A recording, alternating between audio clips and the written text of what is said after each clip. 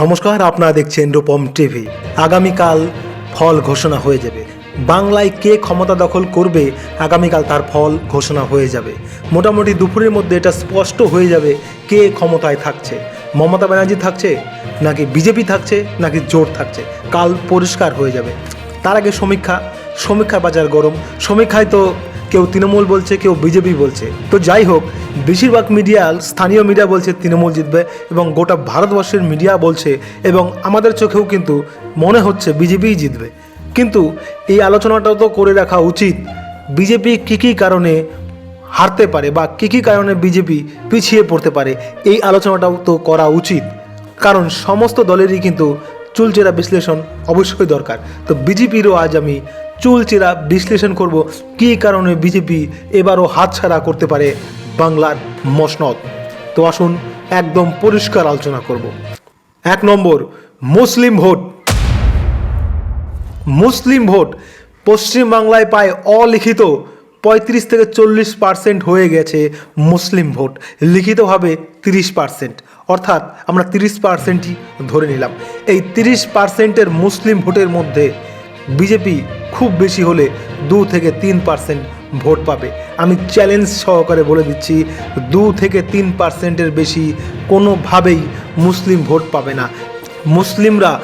মুসলিম সম্প্রদায়ের মানুষ বিজেপিতে ভোট দেবে না, খুব কম দেবে। যারা খুবই শিক্ষিত, ব্যবসা করে খায়, শান্তি শৃঙ্খলা রাখতে চায়, তারা ছাড়া বাদবাকি কেউ কিন্তু বিজেপিতে ভোট দেবে না। এটা আমরা চ্যালেঞ্জ করে বলে যেতে পারি। এবং বেশিরভাগ মুসলিম কিন্তু মমতাকেই দেবে। ফলে দেখা যাবে একটি বড় অংশ, বড় পার্সেন্ট কিন্তু মমতাকে ভোট দিয়ে দেবে। ফলে মমতা কিন্তু অনেকটাই এগিয়ে যাবে। তাহলে আপনারা এটা প্রশ্ন করতে পারেন, আমরা তো 70% আছি, আমরা তো একদিকে হতেই পারি। কিন্তু না, হিন্দু ভোট কিন্তু একদিকে হচ্ছে না।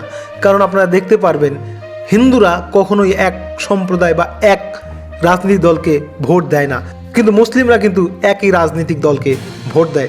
মুসলিম ধর্মগুরুরা যাই বলে, মুসলিম সম্প্রদায়ের মানুষ কিন্তু তাই করে। আমরা কিন্তু এটা দেখে এসেছি। কিন্তু হিন্দুদের একজোট হবে না, তা না হলে বিজেপি কিন্তু অনায়াসে জিতে যেত। কিন্তু হিন্দু ভোট কিন্তু ভাগাভাগি হয়ে যায়, যে কারণে মুসলিম ভোটের কারণে বিজেপি হয়তো পিছিয়ে পড়তে পারে। দ্বিতীয় কারণ, মুখ্যমন্ত্রীর চেহারা। বিজেপি এখনো পর্যন্ত মুখ্যমন্ত্রী ঘোষণা করতে পারেনি। তৃণমূল কিন্তু করে দিয়েছে, মমতা ব্যানার্জিকে সামনে করে দিয়েছে। বিজেপি কিন্তু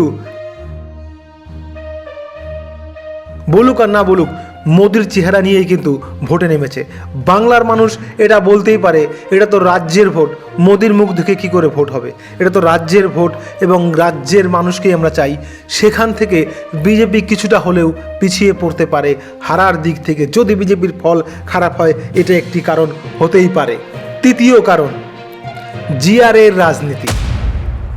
এই যে জিআরের রাজনীতি, মমতা ব্যানার্জি জিআরের রাজনীতি যে শুরু করেছেন, এই যে বেকার ভাতা, পুরোহিত ভাতা, মুসলিম তো আপনার ইমাম ভাতা, কন্যাশ্রী, রূপশ্রী, সাইকেল, সবুজ সাথী, কী আরও সাথী ফাতি আছে, বিনা পয়সায় রেশন, এই সমস্ত করে করে এখন আবার দুয়ারে সরকার করেছে, কিছু সার্টিফিকেট দিয়েছে, আবার বলছে ঘরে ঘরে রেশন পৌঁছে দেবে।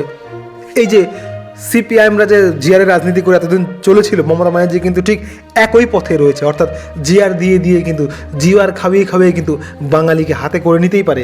এই যে আমাদের গরিব সম্প্রদায় রয়েছে, 70% গরিব সম্প্রদায় বাংলার লোকে, তারা কিন্তু এই জিআর খেয়ে তৃণমূলকেই ভোট দিতে পারে। এটা একটি কারণ হতেই পারে, না হওয়ার কিছুই নেই। চতুর্থ কারণ, তৃণমূলের নেতাদের বিজেপিতে যোগদান। এই যে ব্যাপক হারে তৃণমূলের নেতারা বিজেপিতে যোগদান করেছে, কোথাও ভালো নেতা, কোথাও আবার খারাপ নেতা, কোথাও আবার দাগি নেতা, অনেক রকমের নেতা, মিক্সচার নেতা তৃণমূল থেকে বিজেপিতে যোগদান করেছে। হ্যাঁ, এটা ঠিক, বিজেপি এখন জিততে চাইছে, যাকে তাকে সকলকেই নেবে, নিয়ে বিজেপি পরে সেটাকে ঝালাই করবে, ঠিক করে নেবে। কিন্তু বাঙালি বুদ্ধিজীবী রয়েছে, বাঙালি বুদ্ধিজীবী সমাজ, তারা এটা বলতেই পারে, তৃণমূলে যারা ছিল আজ বিজেপিতে, এই প্রশ্নটা উঠতেই পারে, না ওঠার কিন্তু কিছু নেই। এই প্রশ্ন ওঠার ফলে কিন্তু বিজেপিকে একটু হলেও পিছিয়ে পড়তে পারে, এটা আমাদের ধারণা। পঞ্চম কারণ, সিপিআইএম ভোট। বারবার বলছি যে 19 থেকে 20% সিপিআইএম ভোট ছিল। লোকসভার পর আমরা কি দেখলাম, কমে সিপিআইএম বামফ্রন্ট কিন্তু 6% এসে দাঁড়িয়েছে। এবার জোট হওয়ার ফলে সমস্ত সমস্ত সিপিআইএম ভোট যদি তারা ব্যাক করে নিতে পারে বা 15 থেকে 10% ভোটও ব্যাক করে নিতে পারে, তাহলে কিন্তু বিজেপির কপালে চিন্তার ভাঁজ হতেই পারে, না হওয়ার কিচ্ছু নেই, এটা হতেই পারে।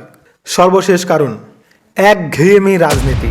পশ্চিমবাংলার মানুষ কিন্তু একঘেয়েমি রাজনীতি করে। কেমন? যখন কংগ্রেস ছিল তারা 30 বছর রাজত্ব করেছে, বামফ্রন্ট আসলো 34 বছর, এখন মমতা ব্যানার্জি। তাই মমতা ব্যানার্জির একঘেয়েমি সরকারও চলতে পারে, বলা যায় না। এটা কিন্তু বাংলা ট্র্যাডিশন, যে সরকার যখন আসে চট করে যায় না। তো এটা আমরা দেখতেই পারি যে মমতা ব্যানার্জি যতদিন বেঁচে আছে হয়তো একঘেয়েমিভাবে তিনিই জিততে পারেন।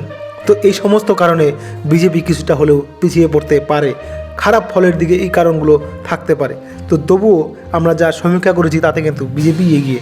তবুও এটা করতে হয়, করতে বাধ্য, কারণ সমস্ত দলেরই তো দোষ ত্রুটি সামনে আনতে হবে, তা না হলে জনগণ সচেতন হবে কী করে।